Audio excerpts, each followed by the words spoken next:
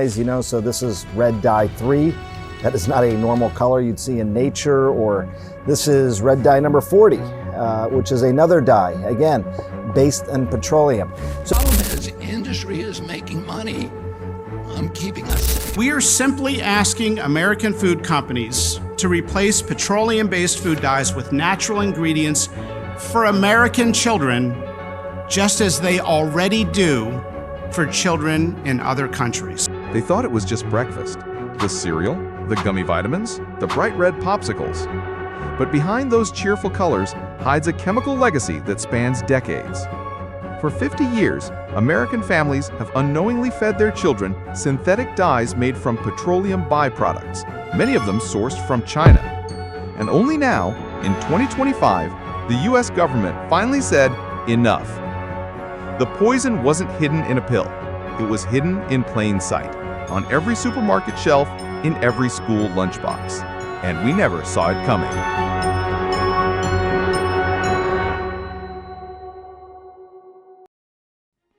On April 22, 2025, the U.S. Food and Drug Administration made one of its boldest moves in modern food policy.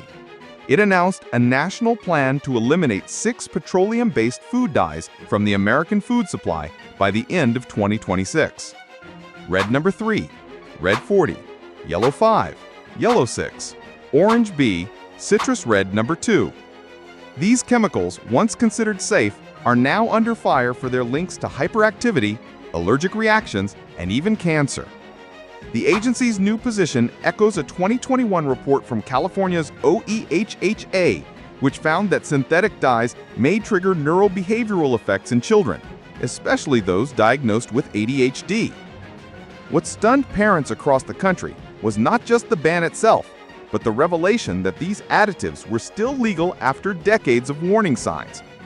Even more disturbing, the vast majority of these dyes are imported or derived from low-cost chemical production in China. And Health Secretary Robert F. Kennedy Jr. delivered the news with a chilling statement. We've allowed generations of American kids to grow up in a toxic soup of synthetic chemicals. That ends now. For millions of American families, this wasn't just a policy update. It was a moment of betrayal, a reckoning for everything we thought was safe. The ban sent shockwaves across the food industry.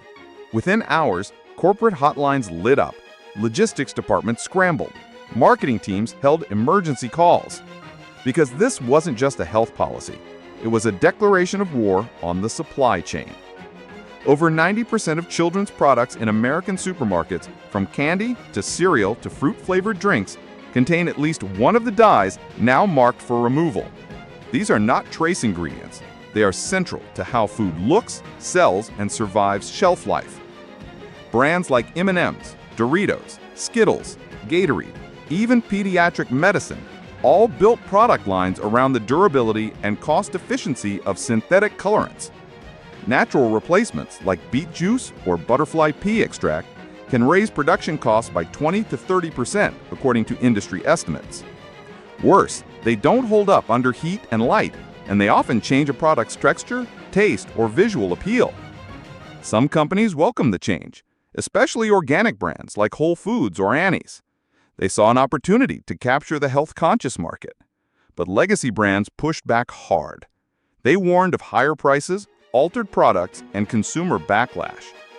The Grocery Manufacturers Association released a statement that stopped short of open defiance, but the subtext was clear. We support safety, but there must be science, not fear. In boardrooms across America, the question wasn't whether to change. It was whether the consumer would accept the truth behind the color. Emily Williams lives in San Diego. She's not a scientist or a politician. She's a mom of 2, Jack, age 8, and Lily, 4. For years, her son struggled with focus. Diagnosed with ADHD, he bounced from medications to therapy sessions. Her daughter had chronic rashes, unexplained skin flares, no doctor could quite explain. Then in 2023, Emily attended a health seminar. A pediatrician mentioned synthetic dyes and their link to behavioral issues and allergic reactions. Skeptical but desperate, she went home, checked the pantry, and was horrified. red 40, yellow 5, red number 3. In everything. Cereal, vitamins, orange juice.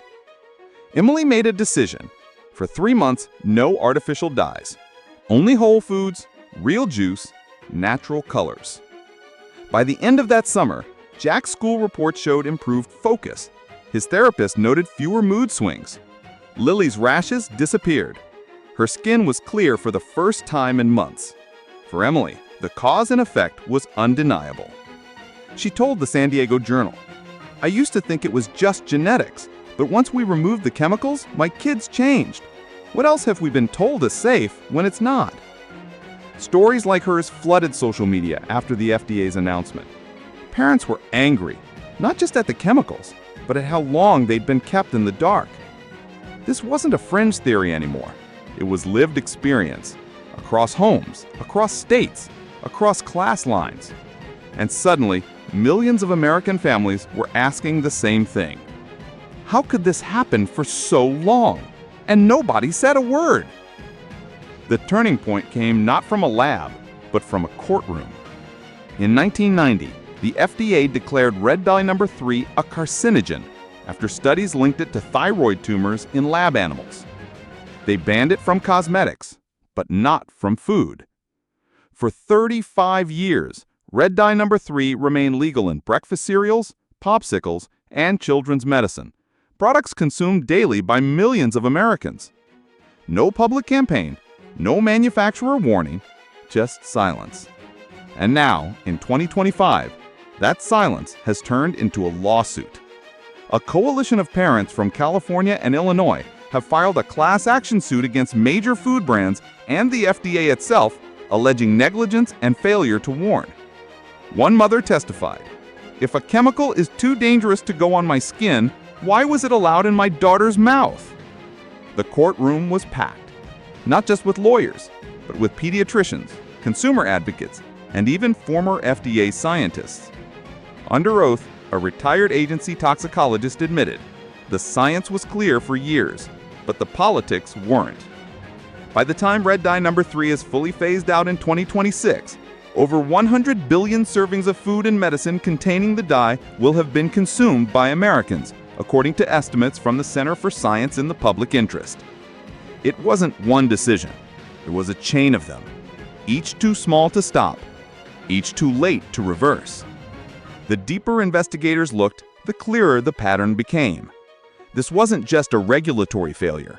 It was a global strategy, engineered in silence, exported through the supply chain. According to Mordor Intelligence and Ichemi reports, up to 70% of synthetic food dyes used in American products originate from manufacturing hubs in China. These are not end products, they're base chemicals. Raw dye powders, often derived from petroleum, processed in factories with minimal transparency. The appeal? Price. Chinese manufacturers offer these chemicals at 30 to 50% below US or European rates, undercutting domestic labs and driving outsourcing for decades. While Western media focused on tariffs, semiconductors, and TikTok, another battlefield went unnoticed: the biochemical footprint of China in the US food supply.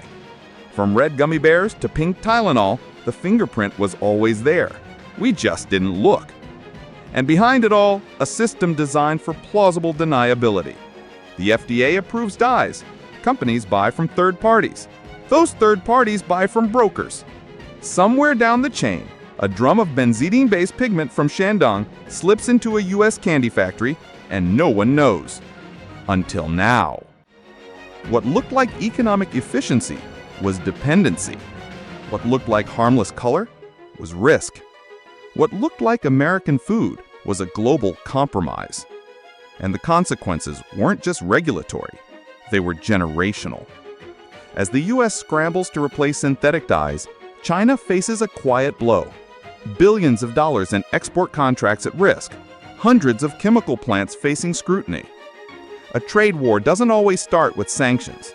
Sometimes it starts with a question: why are we eating this? It wasn't just the dyes. It was the silence. The comfort of routine, the blind trust in labels, the belief that what's on the shelf must be safe because someone, somewhere, is watching. But what if they weren't? What if the system was built not to protect, but to delay, to deny, to deflect? For 50 years, we fed our kids colors made from industrial waste, imported from a rival power, repackaged as treats, and nobody said a word. Now, we're waking up. Too late for some, just in time for others. But the question remains, if this is what it took to notice the red dye, what else have we missed? What else are we still swallowing?